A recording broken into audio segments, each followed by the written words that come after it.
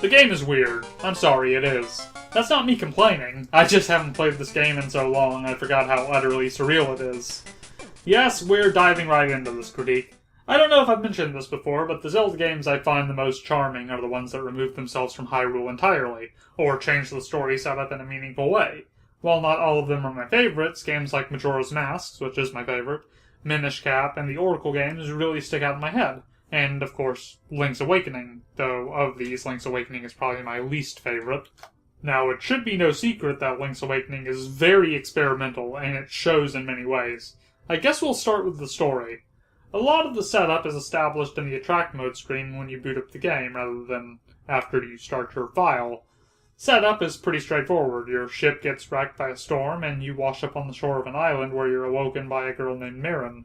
Pan up, and there's a giant egg on a mountain. Why? Because this game is cryptic as shit. No, it's not cryptic in the same way Zelda 1 and 2 were, where you wandered around confused trying to figure out the way forward. No, Link's Awakening's story is what makes it cryptic as shit. The story is largely existential. You're told from the beginning that if you want to find a way off the island or learn more about it, you need to seek out the Windfish, who sleeps in the giant egg on top of the mountain. The further you get into the game, the more you learn about the nature of the island and how awakening the Windfish may cause the island and all of its inhabitants to vanish. It makes for an interesting philosophical dilemma, but the game doesn't really go anywhere with it. It's got a decent emotional hook with Marin, and a pretty diverse cast of characters. So the fact that you don't get the opportunity to even make a choice is a tad disappointing, but understandable. Unless, of course, you consider not finishing the game a narrative device, but I don't. This existential dilemma unfolds gradually as you progress through the game. The most noticeable thing about the game are the nightmares. Not bosses, nightmares, which is quite eye-catching to this day, because this is the only time in the series I can recall dungeon bosses being referred to as anything other than bosses.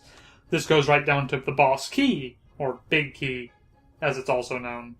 Those are now called nightmare keys. The game really wants to drive this home, and what makes the nightmares unique is that all of them will speak to you as you fight them, usually commenting on your interference with the dream and how your actions will result in the destruction of everything on the island you hold dear.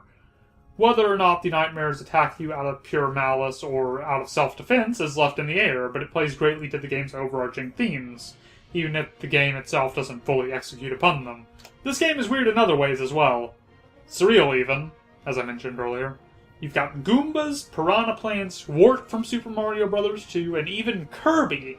I'm far from the only person who's pointed this out, but it bears repeating. What is the setting of Super Mario Bros. 2? A dream! And where does Kirby hail from? Dreamland! Coincidence? Probably not. This is also the only time these characters and enemies appear in the Zelda series, which is interesting in its own right, though it wouldn't be thematically appropriate for the other titles, so I understand why they haven't used them again.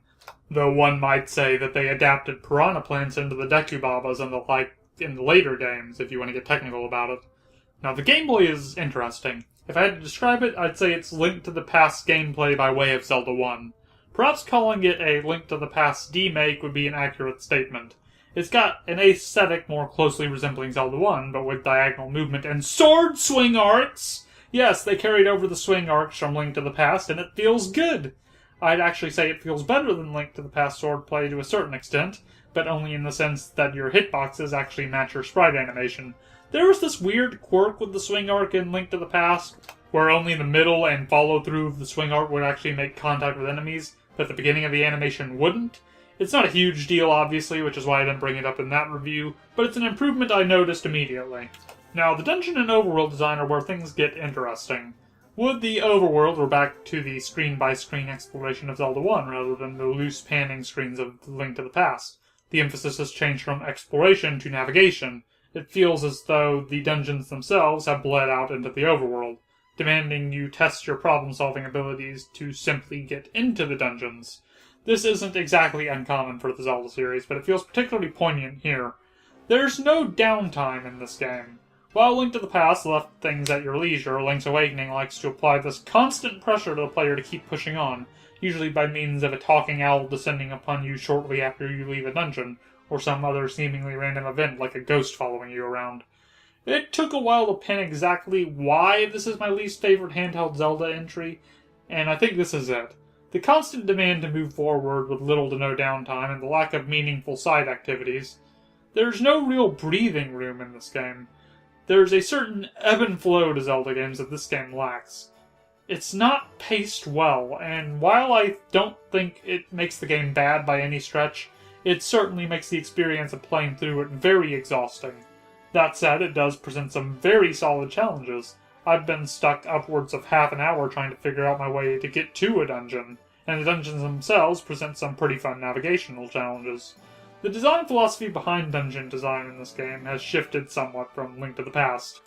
If I had to describe Link to the Past dungeons, I'd say they're navigation challenges with an emphasis on combat encounters over puzzles, while Link's Awakening emphasizes complex and compact puzzles with a light emphasis on combat, probably thanks in part to this game's combat being unusually easy. Suffice it to say, for all of my complaining about how demanding the game can be, it does have some really strong puzzle design. Is the game good? Yes! Should you play it? Absolutely. I think it's an interesting experiment, successful in many ways, but with its drawbacks. Despite the story not following through fully on the moral dilemma it presents you with, and the game making some questionable design decisions with its overworld, I think the game is well worth experiencing, though I personally recommend the Oracle games over it. Well, I hope you all enjoyed the Zelda Marathon. Not quite as exhausting as I thought it would be till I hit this game, but hey, I had a good time with it. If you enjoyed the video, be sure to like and subscribe and hit the bell icon before I run out of ways to insult YouTube. I hope you all have a fantastic night and that this video lit a fire under you.